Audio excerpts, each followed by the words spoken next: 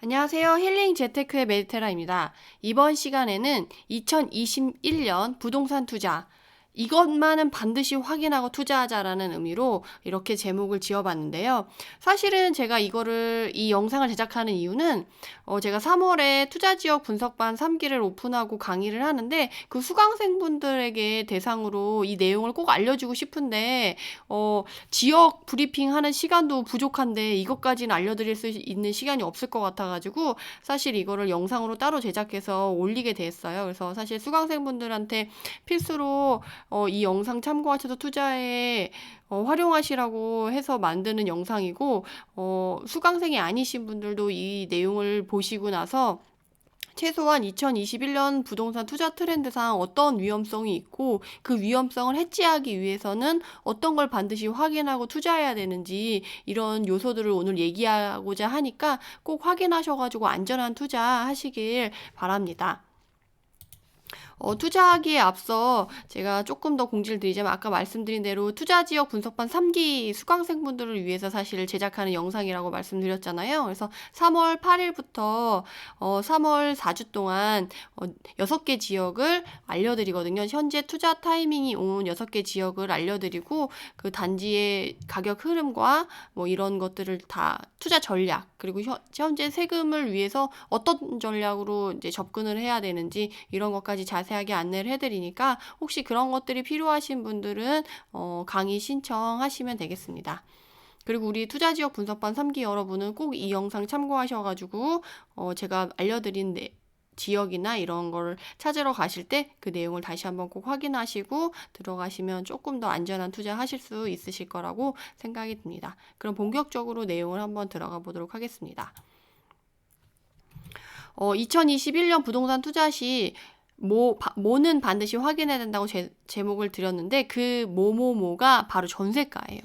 이 전세가는 반드시 확인해야 할 요소라고 제가 올해 특히 강조를 하고 있어요. 왜냐하고 한다면 2015년 대세 상승장 이후로 상승장이 지금 너무 길게 이어진 지역들이 많거든요. 특히나 서울은 뭐 대표적으로 말할 것도 없고 그 이외의 지역들도 지금 너무 길게 상승이 이어진 지역들이 많아요. 사실 우리가 부동산 이론상 10년 주기설 이런 것들이 있잖아요. 그래서 5년은 감소하고 5년은 하락하고 5년은 상승하고 이런 식으로 상승과 하락을 반복하면서 이제 우상향하게 되는데 지금 어쨌든 다들 아시다시피 이제 규제 정책으로 인해서 이제 부동산 시장이 조금 정상화되어 있지 않고 약간 비정상적인 모습을 많이 보이고 있잖아요. 그것들 중에 하나로 지금 상승이 이렇게 좀 길어진 면도 없지 않아 있어서 그런 지역들이라던가 그리고 현재 부동산 시장의 상승세는 무엇보다 사람들의 매수 심리에 의해서 지금 상승세가 강한 지역이라던가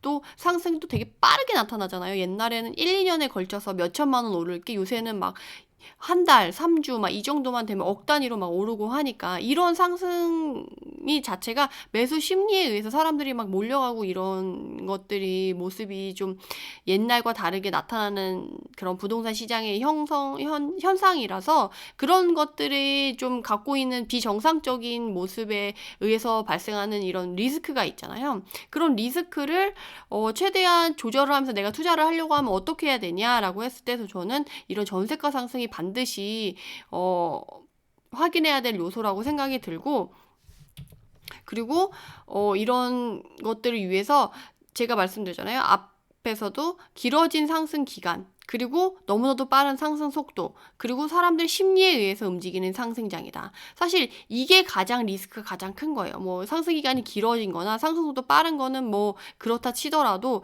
가장 이게 지금 2021년 부동산 시장에서 가장 어떻게 보면 폭탄이라고도 말씀을 드릴 수 있을 것 같아요. 그래서 이 심리에 의해서 움직이는 상승장이다. 사람들 심리는 사실 믿을 게 못 되잖아요. 하루에도 12번씩 바뀌는 게 사람 마음이거든요. 근데 이 심리를 우리가 어떻게 예측할 거냐라고 했을 때, 힘들죠. 그러니까 그거를 사람들 심리에만 쫓아서 가기에는 힘들기 때문에 그 심리에 의해서 상승하긴 하지만 안정장치가 있는 지역이라던가 단지에 들어가는 게 훨씬 안전하고 내가 투자를 할 때 갑자기 심리가 죽었어도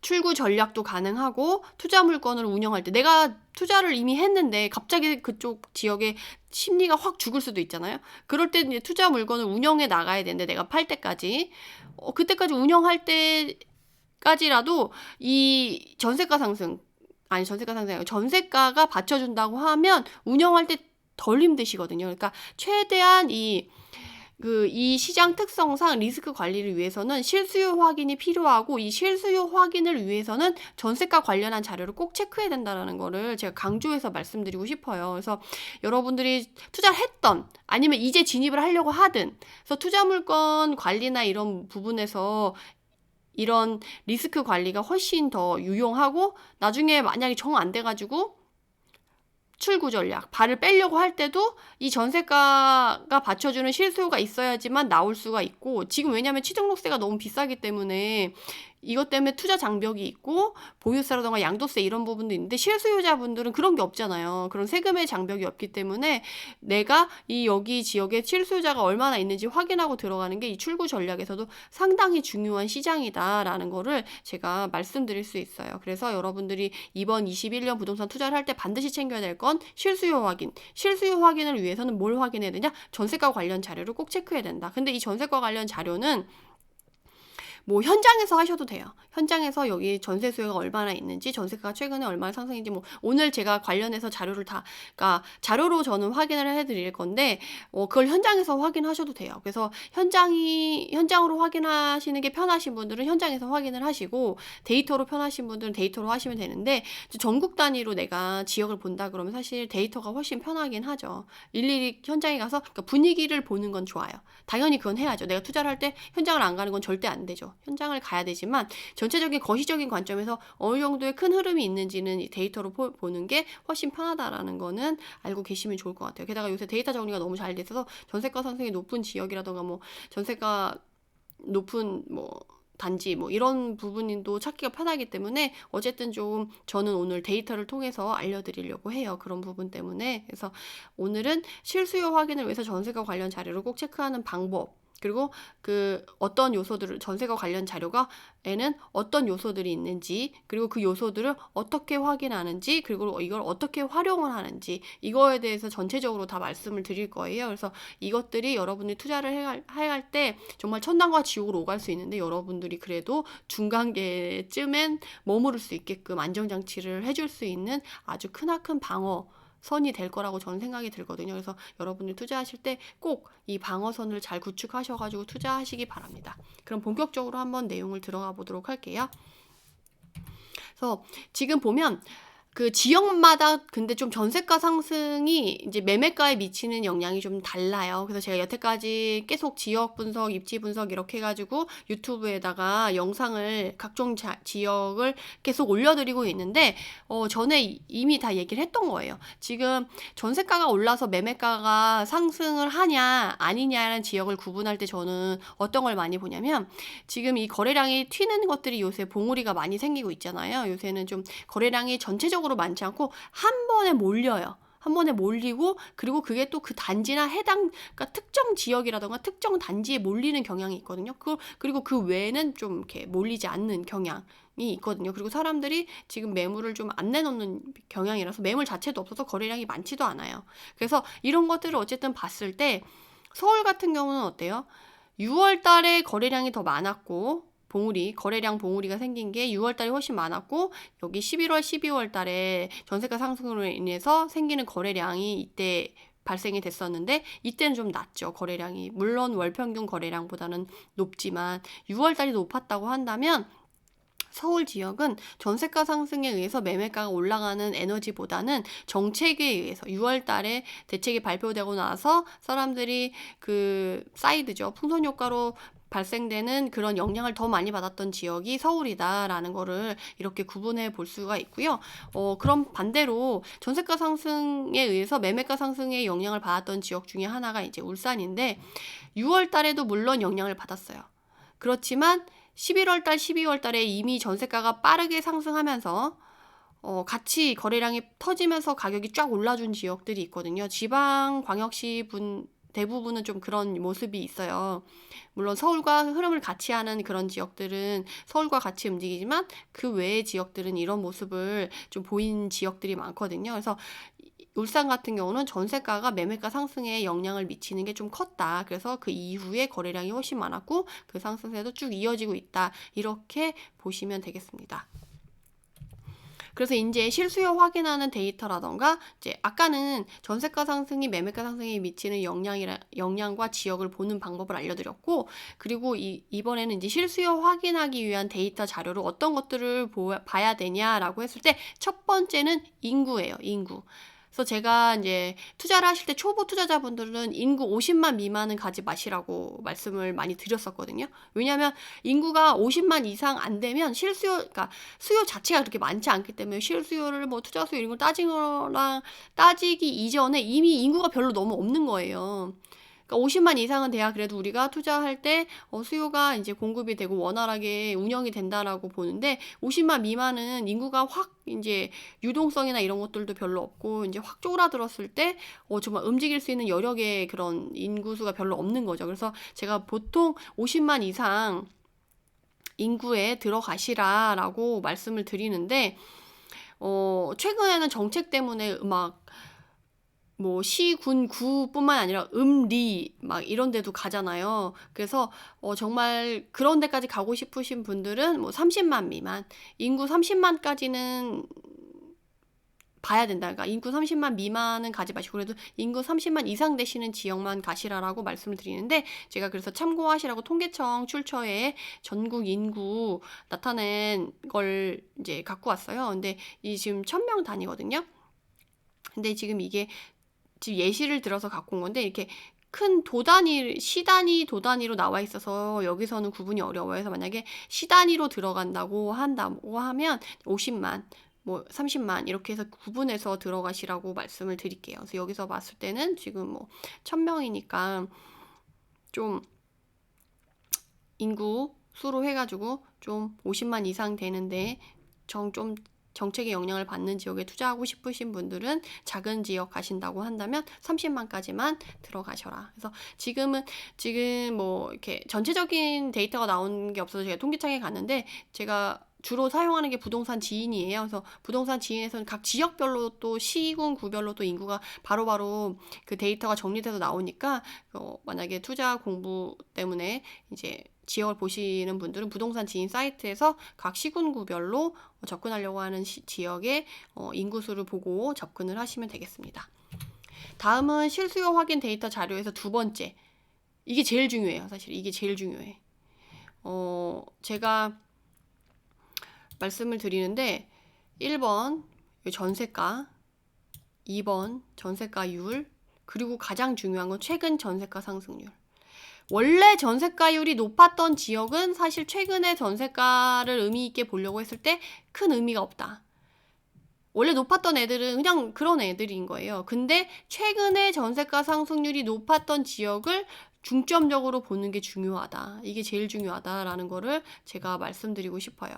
그래서 이거를 주로 볼 텐데, 그래서 제가 부동산 지인에서 최근 전세가 상승률이 높았던 지역 중에 하나인 화성시를 들고 왔어요. 경기도에서 지금 가장 전세가 상승률이 높게 나타나는 지역이 이제 화성시거든요. 화성시인데 최근 전세가 상승률을 보면 어때요? 8월 1일 임대차법 통과 이후에 전세가 상승이 야기됐는데 그 이후부터 최근까지 2월 21일까지 전세가 상승률이 어떠냐, 상승률 높은 순으로 단지를 세워줘 라고 했더니 이렇게 나온 거예요. 그래서 전세가 증감률 순으로 지금 세운 거고, 그렇게 봤을 때 1위가 지금 동탄 더샵 레이크 에듀타운 33평 1년 차죠. 입주한 지 1년밖에 안 됐다는 거예요. 전세가 상승률이 무려 248.33%. 왜 이렇게 높을 수밖에 없냐? 얘는 입주한 지 얼마 안 됐잖아요. 그러니까 입주할 때는 한꺼번에 이 세대수가 다 나왔을 거기 때문에 그때는 전세가가 되게 낮게 형성이 됐을 거 아니에요?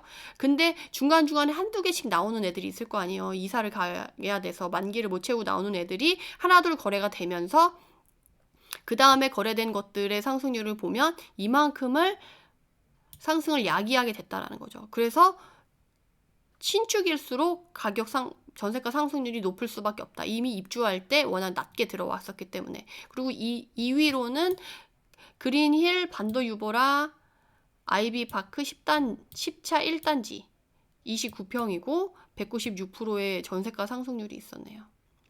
이런 식으로 전세가는 지금 봐보세요. 이렇게 봤을 때 얘는 5억이고 얘는 3억이에요. 절대적인 전세가도 봐야 되고, 그리고 거기에 전세율, 지금 이만큼 248% 올랐는데도 전세율은 57.27%밖에 안 되잖아요. 서울은 60% 정도 되고, 뭐 수도권에 이제 조금 외곽 지역이라고 한다면 막 80%, 막 90%까지 가는 데들도 지금 많고, 오히려 좀 일기 신도시나 빌라 같은 데는 역전세 나는 데도 되게 많은데도 불구하고 전세율이 지금 57%라고 한다면 그렇게 높은 건 아니거든요. 지금 많이 올랐는데도. 그랬던 이유가 아까도 말씀드렸듯이 입주할 때 워낙 공급 물량이 많아서 전세가가 그렇게 높게 형성이 안 돼 있어서 한두 개가 거래되면서 올라간 거기 때문에, 그럼에도 불구하고 전세율은 그렇게 높지 않은 거죠. 그렇지만 이 두 번째 2년차 되는 애는 그래도 전세가율이 76.26%까지는 올라왔네요. 그리고 이 3위 뭐예요? 더 레이크시티 부영 1단지 25평. 얘 2년차밖에 안 됐는데 지금 전세가 상승률은 임대차법 이후에 193%가 올랐지만 전세율은 어때요? 전세가율은 110%래요. 한때 얘는 그러면 어때요? 한때 지금 그러네요. 매매가가 지금 이전에 거래됐던 실거래가 3억 2천이라고 한다면 지금 전세는 3억 5천. 역전세 났네요. 그러니까 이런 애들 같은 경우는 투자금이 지금 안 들어가는 거죠. 그러니까 투자할 때 투자금이 안 들어가니까 어때요? 가성비가 좋아지겠죠. 그래서 근데 얘가 과연 가치 있는 단지냐, 이런 거는 다시 확인을 해보셔야 될 것 같아요. 이런 식으로 해서 전세가가 얼마인데 전세가율은 얼마고 최근 전세가 상승률은 어땠는지를 보는 게 그 지역의 흐름이라던가 전체적인 여러분들의 실투금 활용 면에서 되게 중요한 내용이다라는 거를 말씀드릴 수가 있어요. 그래서 제가 하나하나 다 말씀드릴 수는 없고 1위부터 3위까지 얘 전세가율이 달라지면서 여러분들이 봐야 될 그런 것들을 한 번씩 짚어드렸으니까 이것들을 한번 꼭 확인하고 여러분들이 투자에 활용하시면 좋을 것 같습니다. 다음 실수요 확인 데이터 자료에서 그 다음에 확인할 거는 미분양 물량이에요. 그 지역에 미분양이 많다. 그럼 전세가가 어때요? 잘 안 올라요. 왜냐면 미분양 되는 거에 사람들이 회사 보유분을 가지고 전세를 풀거든요.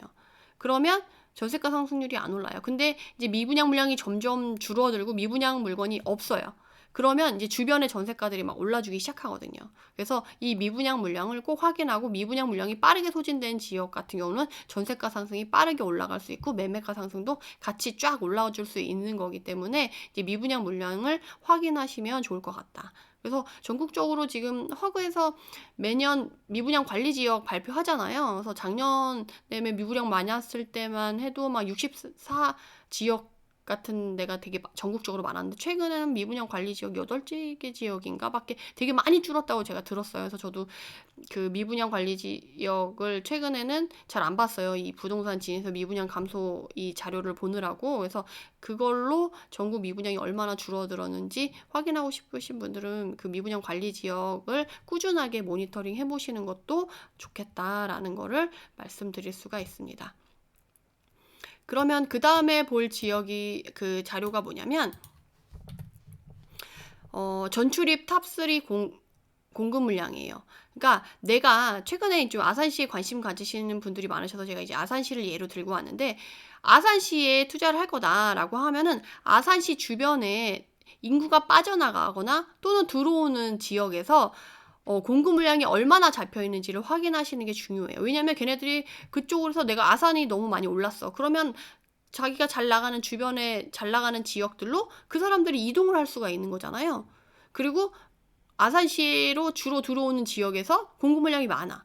그러면 그쪽에 공급 물량이 많아서 가격이 싸니까 굳이 아산시까지 안 올 수도 있잖아요. 그러면 들어오는 인구가 줄어들 수 있는 거예요. 그래서 나가는 인구가 많아지거나 들어오는 인구가 줄어들 수 있는 거기 때문에 이러면 우리가 실수요에 영향을 미칠 수가 있어요. 그래서 전출입, 아산시에서 나가는 인구가 많은 1, 2, 3, 그리고 나가는 순위가 많은 거, 그리고 들어오는 순위가 많은 1, 2, 3 지역을 꼭 확인하셔서 그 지역들의 공급 물량을 체크하시면 좋아요. 그래서 아산시를 예로 들어서 보면 지금 전입은 8만 3천 정도 되고 전출은 8만 1천 정도 된대요. 그러니까 들어오는 사람이 2천 명 정도 더 많은 거죠. 그래서 지금 나가는 지역들을 봤더니 충남 천안시로 33%가 빠져나가고 경기 평택시로 7%, 경기 화성시로 3%, 경기 수원시로 2%가 빠져나가요.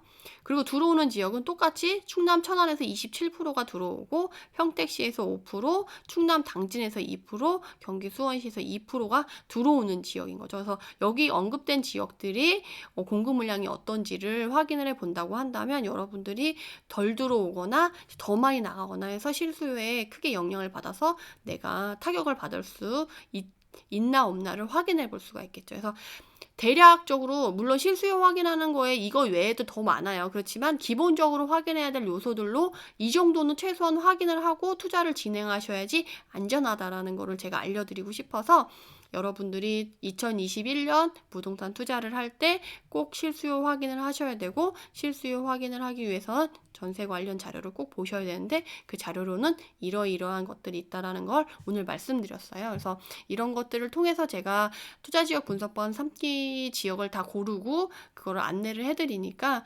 그것들이 반영된 지역이 궁금하신 분들은 강의 신청 해주시면 되고요.